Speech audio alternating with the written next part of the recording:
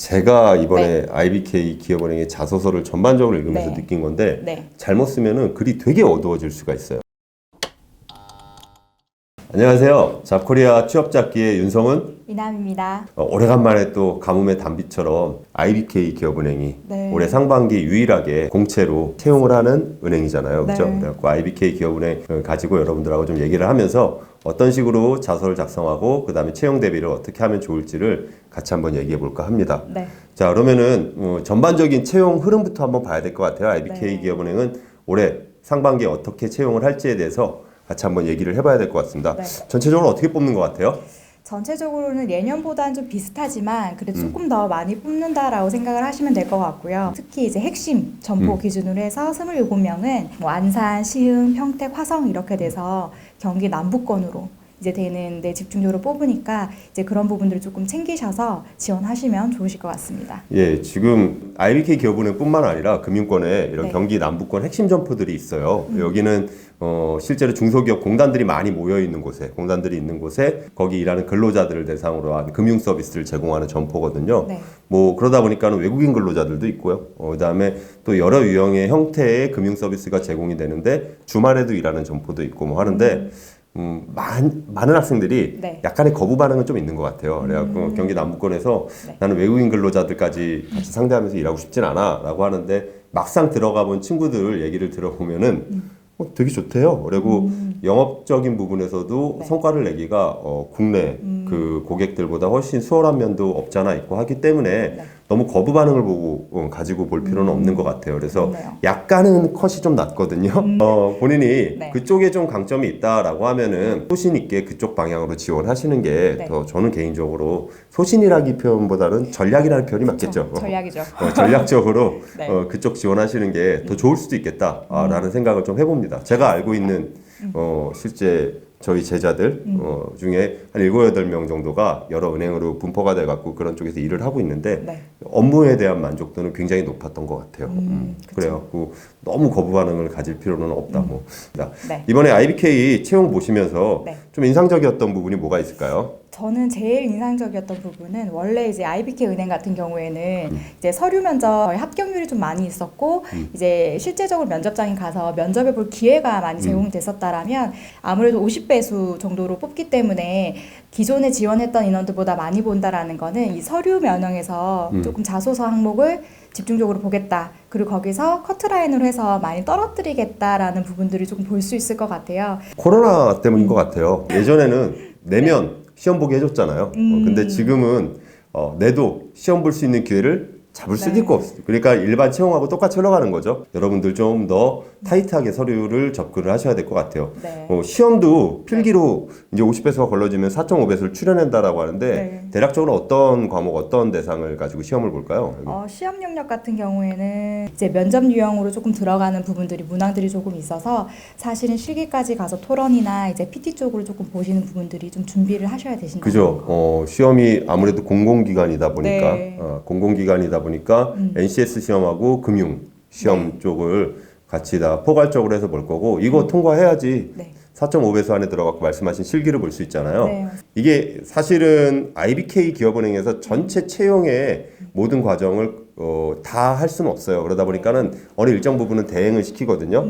그러면 만약에 이 대행하는 업체가 바뀌었다라고 하면은 기존에 있었던 실제로 IBK의 면접하고는 조금 다른 형태로 흘러갈 가능성이 좀 있을 것 같아요. 근데 네. 뭐 토론이라고 하면은 토론은 토론, 토의, 그 다음에 협상 이 세 가지의 밸런스를 가지고 이 중에 뭐가 나올 거냐 생각을 하시면 될 것 같고 네. PT는 IBK가 예전에 마인드맵 그 다음에 단체 PT, 개인 PT, 상품 면접 여러 가지가 다 나왔는데 네. 사실 유추할 수 있는 부분은 작년하고 같지 않을 것 같아요. 저는 네. 개인적으로. 그래서 한 두 가지 정도 포인트를 잡고 가셔야 될 것 같아요. 그래서 개인 PT랑 그 다음에 실제 그 상품 면접 쪽으로 포인트를 잡아갖고 개인 PT에서는 뭐 기본적으로 사전에 면접 보러 가기 전에 PT의 어떤 답안지라고 할 수 있을 만한 뭐 금융 상품 같은 것들 미리 하나 좀 생각해 둔 것들 있어야 될 것 같고 최근에 금융시장을 극복하기 위한 어떤 대응 전략들 그 다음에 IBK에 맞는 중소기업 금융 정책 관련된 여러 가지 나만의 아이디어들 이런 것들을 미리미리 네. 사전에 좀 점검을 해서 주제 나오면 그거 연결시켜 갖고 바로 PT 발표할 수 있는 네. 그런 흐름으로 만들어 놓지 않으면은 쉽지 않을 것 같아요. 그래서 네. 요 실기 과정을 거쳐갖고 1.3배수가 최종 면접으로 간다라고 보시면 될 것 같아요. 그래갖고 실기에서 1.3배수가 걸러지게 되는데 최종 면접 가면은 면접관 4명 앉아 있잖아요. 네. 보통 최종 면접은 어떤 마인드로 준비를 하는 게 좋을까요? 인사팀 출신이니까. 최종 면접은 일단 여러분들이 서류 면접을 다 통과를 하고 그 여러 PT나 토론이나 이런 부분들 다 했기 때문에 인성 위주로 조금 봐야 된다라는 거. 그리고 금융 같은 경우에는 아무래도 내가 전문성이 있다 보니까 그걸 조금 어필해야지 하는 부분들이 물론 있을 수 있습니다만 전문성 같은 경우에는 여러분들 필기 시험이나 여러 가지 앞에서 진행됐던 거기서 많이 볼 수 있는 부분들이기 때문에 여기서는 내가 실제적으로 갖고 있는 인성 부분이라든지 아니면은 여러분들이 전문성 외에도 뭐 영업력이나 이런 부분들이 있잖아요. 그래서 그런 부분들을 조금 더 얘기를 해서 임하시면 좀 더 좋은 결과가 있지 않을까. 면접위원이 4명이 들어간다라는 것들 그리고 아마 공공기관이기 때문에 네. 외부 면접관들 다 참여를 하게 될 거고요. 그 외부 면접관들 참여하기 때문에 아까 전에 말씀 주신 것처럼 좀 업무적인 디테일을 물어보기에는 쉽지 않을 거예요. 네. 왜냐하면은 실제 그 사람들이 뭐 금융에 대해서 많이 알지는 못할 거 아니에요, 그죠? 그때 직업 기초 능력, 그거 기반으로 해서 뭐 직업 윤리와 관련된 질문들이나 네. 커뮤니케이션에 관련된 질문들이나 이런 형태로 질문의 방향성들이 잡히지 않을까라는 생각을 해봅니다. 네. 자, 그래서 오늘은 자소를 어떻게 쓰면 좋을지를 가지고 한번 얘기를 해볼까 합니다. 그래서 항목이 실질적으로는 5개인데 자소 항목은 4개, 그 다음에 경험기술서, 직무기술서라는 표현으로 되어 있던데 네. 경험기술서를 쓰는 거 한 가지 해갖고 총 5개 항목이 되겠죠. 네. 5개 항목을 어떻게 쓰면 좋을지 그리고 자소서는 1000자, 직무기술서는 1500자인데 네. 이런 것들 어떻게 접근하면 좋을지를 여러분들 좀 잘 생각을 해야 될 것 같아요. 먼저 직무기술서. 네. 어떻게 적으면 좋을까요? 공공기관 직무기술서. 직무 관련 경험 기술서는 여러분들이 시작을 첫 시점을 조금 잘 스타트를 끊어주셔야 될 것 같아요. 그래서 여러분들이 일단은 기억해야 되는 게 이제 고객 상담 관련된 거, 그다음에 고객 창출 관련된 거, 고객 관리, 그다음에 제안 협상 관련된 것들에 대한 여러분들의 역량들이 조금 정리가 돼서 그 내용들이 조금 들어가 있으시면 좋겠다라는 부분들이고요. 실제적으로 여러분들이 구체적인 활동들을 많이 하시게 됩니다. 그래서 뭐 팀 프로젝트나 이런 부분들이 그 부분들을 좀 많이 작성을 해주시면 좋으실 것 같고요. 혹시 직무기술서 관련해서 나 이것만큼은 적었더니 좀 합격률이 높았던 것 같아 뭐 이런 거 있어요? 뭐 여러 가지가 다 있겠죠. 여러 가지가 다 있는데 기본적으로 은행이다 보니까 아무래도 금융권 관련해서 인턴 경험이나 현장 실습 경험 되게 네. 좋을 것 같고요. 그 다음에 여기 방금 전에 말씀해 주신 것처럼 누군가에게 무형의 상품을 판매를 해야 되잖아요. 네. 그러다 보니까 영업적인 경험들 분명히 효과가 있을 것 같아요. 네. 그런 것들 저는 꼭 적을 것 같아요. 직무기술서에. 그리고 또 만약에 또 적는다라고 하면은 네. 공모전이나 금융 프로젝트 같은 것들을 했던 경험이 있으면은 그런 것들도 굉장히 좋은 경험이죠. 이런 직무기술서 적을 때는 시간의 흐름이 아니라 중요도의 흐름으로 맞아요. 1번, 네. 2번, 3번 그런 것들로 체킹을 해갖고 적어두시면은 훨씬 더 효과적으로 직무기술서 적을 수 있을 것 같아요. 쓰는 방법이 기존의 자소서하고 네. 비슷한 형태로 쓰는 게 맞을까요? 이거 그냥 줄 굴려갖고 2갈씩 제목 잡고 이렇게 적는 게 맞을까요? 이거? 여러분들이 쓰실 때 좀 제일 어려워하는 부분이신 것 같은데요. 제가 생각하기에는 2가식으로 표현은 되되 첫째, 둘째로 나눈다 해서 스토리를 많이 잡고 가는 건 조금 어렵지 않을까 싶습니다. 그래서 단발적인 소재들을 통해서 여러분들이 여기에서 관련된 아까 키워드들 말씀드렸잖아요. 예를 들어서 키워드가 5가지가 좀 나열이 되어 있다라고 하면 그 키워드에 맞춰서 조금 여러분들이 경험이랑 매칭하기는 좀 어렵겠지만 그걸 모두 조금 작성을 해주시는 게 좀 좋지 않을까 싶어요.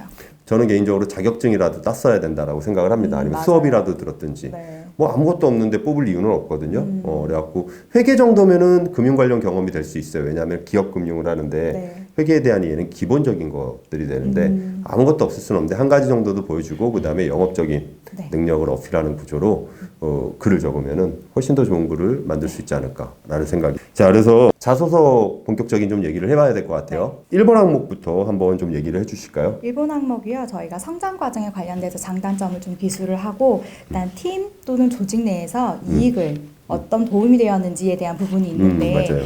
여기서 여러분들이 조금 잘못 가는 방향으로 좀 집착하는 부분이 뭐냐면 장단점에 대해서 네. 여러분들이 많이 집착을 해서 내가 여기에 대한 걸 도출해서 써야지 하다 보면 뒤에 가다 보면 이게 조직에 대한 어떤 성과나 이익을 도움으로 가려면 좀 꼬이는 부분들이 있어요. 그래서 자소서에 대한 부분들 제 키워드는 먼저 찝어야 되는데 그게 팀 또는 조직의 이익에 어떤 도움을 줬는지에 대한 부분이 좀 핵심적으로 작성이 되고요. 거기서 여러분들이 뭐 예를 들어 집단을 했다라든지 아니면 뭐 아까 말씀하셨던 팀 프로젝트나 공모전이나 이런 부분들에서 성과들이 있을 겁니다. 그런 성과들이 있을 때 여러분들이 그 성과에서 뭐 영업력이라든지 내가 친화력이 좋았다라든지 혹은 뭐 대인관계 기술이나 이런 여러 부분들에 대해서 키워드로 도출을 하시고요. 거기에 대한 스토리를 작성을 하시면서 그 다음에 그 스토리들에 대한 장점 내가 예를 들어 친화력이 조금 있는 사람이고 영업력이 있다라고 하면 그거를 장점으로 끄집어내서 성과랑 연결해서 적는 게 좀 좋지 않나 싶어요. 기본적으로 여기서 해야 될 거는 뭐냐면은 팀의 이익이 되는 과정에서 네. 너는 어떠한 역량이 개발됐고 어떠한